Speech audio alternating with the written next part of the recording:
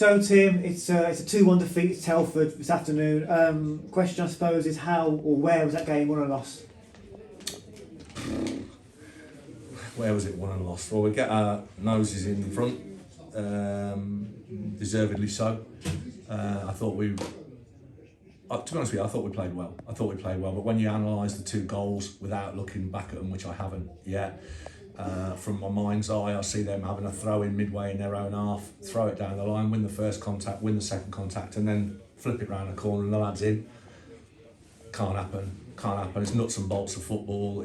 We do it on a training session basis. We talk about throws. You know, I asked them the other day, how many throws do you think there are in a Southern Central game? And they were going like 25. So there's like 70 throws, and the ball's only in play about 58 minutes.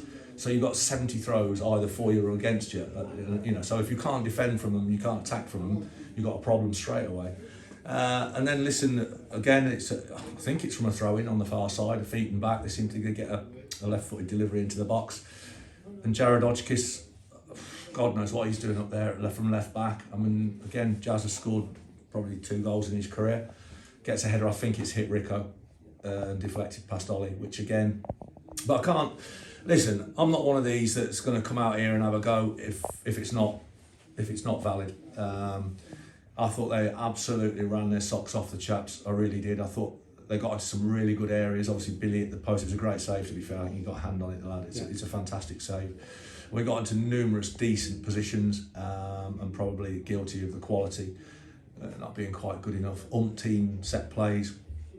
And listen, it's what you know, when a manager comes into a building and it's like with 11 games to go, it's sometimes very difficult. You've got to get a message across really quickly, and you've got to get everybody to swallow what you're telling them and to believe in it.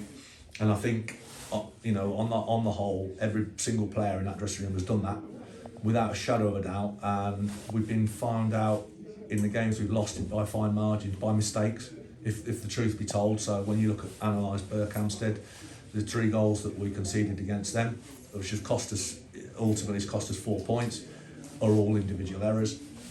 At Colville, a couple of errors amount to McGlinchey getting his shot away and scoring. And even today, listen, you can pick the bones out of any goal and find some root cause somewhere, but you know, right on half time, make sure you set up from the throw in correctly, see it out, make sure you're getting at half time 1-0, look, because you've earned that right, you've been the better side. And listen, in the end, you got to take your medicine as a player and as a manager. You know, did we deserve to lose the game? No, but we did. And you know, again, a message is you've got to stop finding a way not to draw a game and not to win a game that you should do. You know, we should beat Berkhamsted here 1-0 up with 98th minute and we draw. You know, we've got to find a way to hold on to that and win. And on and on and on. So we could go on and on and dissect the game, but I thought it was a very, very good effort against a team that will probably be massive favourites to win the playoffs. And if you're honest, there was absolutely nothing in it. But they found a way to nick it, and we found a way not to.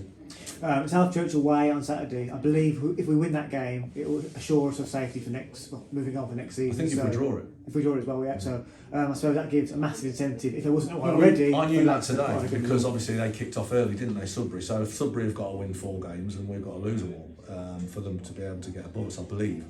But that's, you know, and I've just had this conversation, and that's not really what I'm about. From the very first day I spoke to the lads down at the training centre that we go to, I said, listen, I'm not about, can we finish 4th bottom? Can we scrape over the line? No, it's Bromsgrove Sporting Football Club. Can we, you know, we should be now aspiring to try and finish, you know, 10th. Can we nick in above there?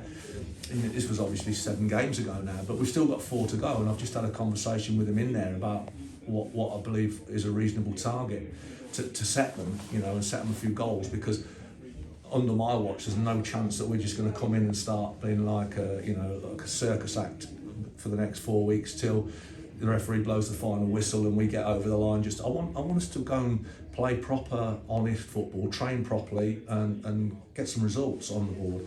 And on the whole, 3 wins, 3 defeats and a draw out of 7 would probably have us in the middle of the league. So we are improving, and we could be so much better if we just were at a little bit more game nous, a little bit more game intelligence, if you want to call it that. Maybe a little bit more leadership out there. Some, you know, sometimes when you go to a game and you can hear a defender growling and barking and cajoling and organising, it's worth its weight in gold. And we need, maybe can we add that to our game? But all in all, there's a group of lads giving it their all for this football club. And can they improve? Yes. And will they improve? Yes. But we want to finish this season really strongly as we possibly can. You know, I'm not into going to places and giving people Christmas presents, so wherever we go in the next 4 games, we're going to try and win the football match, and we'll be prepared and structured to do that. So that's what I've dropped on their toes in there, and that's what I expect. Interesting. Thank you. Okay.